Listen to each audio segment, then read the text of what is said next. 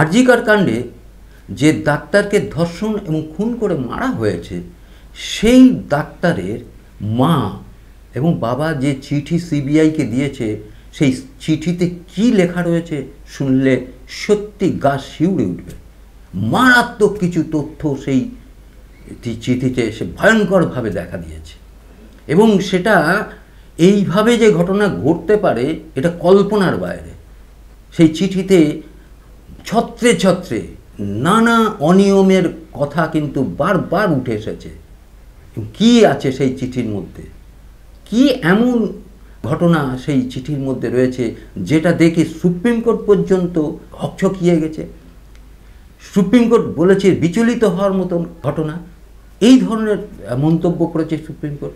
আমরা আজকে সেই চিঠির ছত্রে ছত্রে কি আছে সেইটা নিয়েই আজকে এই প্রতিবেদন।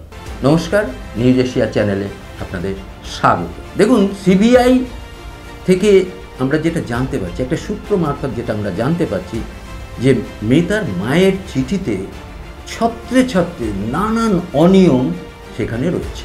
মা এবং বাবা পরিষ্কার অভিযোগ করেছে যে ময়না তদন্তের সময় পরিবারের কাউকে সেখানে থাকতে দেওয়া হয়নি।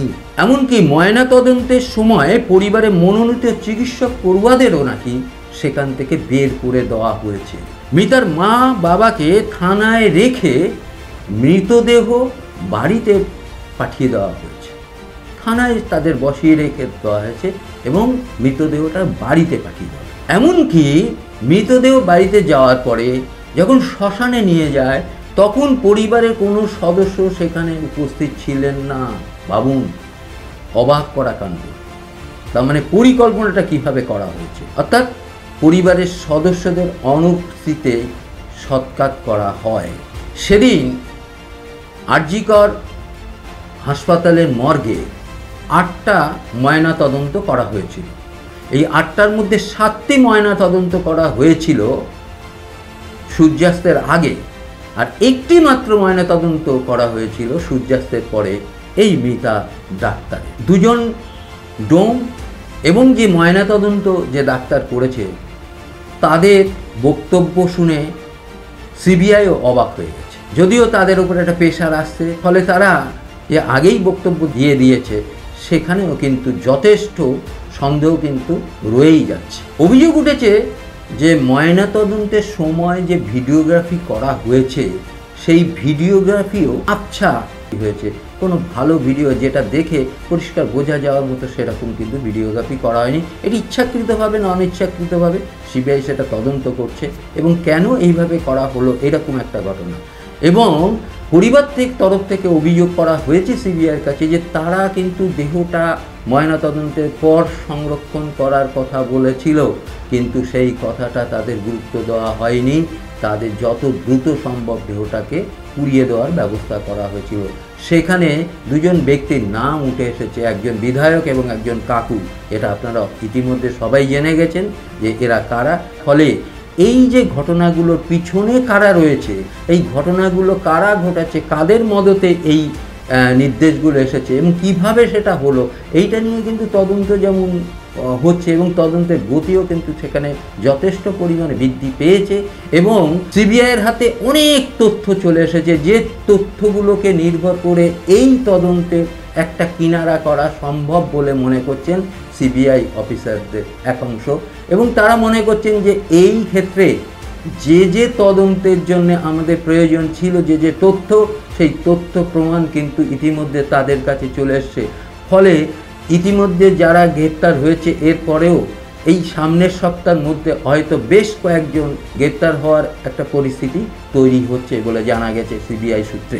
অর্থাৎ যেটা আমরা লক্ষ্য করছি যে প্রথম থেকে এই খুন এবং ধর্ষণ কাণ্ডের তথ্য আড়াল করার একটা প্রমাণ এবং তথ্য আড়াল করার একটা ঘটনা কিন্তু বারবার উঠে আসছে।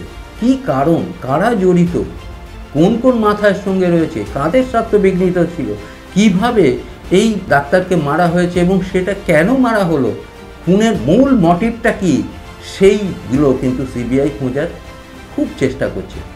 এবং সিবিআই যেভাবে চেষ্টা করছে সেটা আশা করা যায় একটা সময় গিয়ে তারা কিন্তু এই মাথাগুলোকে ঠিক খুঁজে পাবে, এবং কতটা যদি তাদের বাবার বলছি যদি তাদের লক্ষণ রেখা টেনে না দেওয়া হয়, তাহলে সিবিআই কিন্তু এই মামলার একটা ফয়সালা করতে পারবে বলে অনেকেই মনে করছেন।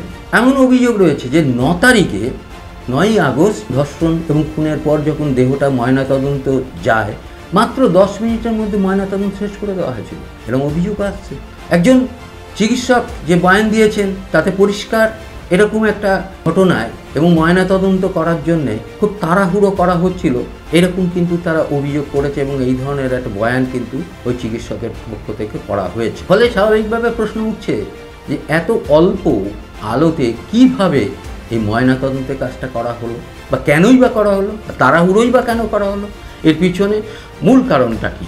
যেটা বলা হচ্ছে যে ময়নাতদন্ত পরিবারের তরফ থেকে দেহ সংরক্ষণের কথা বলা হলেও সেখানে বলা হচ্ছে যে দেহ যে সংরক্ষণ করবে আরজি করে মর্গে, সেখানে নাকি ফ্রিজারের তেমন ব্যবস্থা ছিল না, এবং যেটা আছে সেখানে কিন্তু জায়গা ছিল না, যার ফলে সেটা রাখা হয়নি। এটা একটা মানে এইরকম একটা ইস্যুতে এই ধরনের কথা কিন্তু ঠিক মানায় না, যে এটা যুক্তিসঙ্গত কথা কতটা সেটা নিয়ে যথেষ্ট সংশয় আছে। ফলে এই মামলার ক্ষেত্রে সিবিআই যেভাবে এগোচ্ছে তাতে করে আমরা আশা করতেই পারি যে খুব শীঘ্রই সিবিআই কিন্তু একটা বড় জায়গায় পৌঁছতে চলেছে, এবং সেখানে বেশ কিছু মাথা ধরা পড়বে এরম একটা আশঙ্কা কিন্তু করা হচ্ছে। সামনের সপ্তাহটা কিন্তু খুব মারাত্মক একটা সপ্তাহ, যেখানে আমরা অনেক কিছুই কিন্তু দেখতে পাবো। আপনারাও দেখছেন, আমাদের সঙ্গে থাকবেন, আপনারাও আপনাদের মতামত জানাবেন, আমাদের চ্যানেলটাকে সাবস্ক্রাইব করবেন। নিউজ এশিয়া, গণতন্ত্রের কণ্ঠস্বর।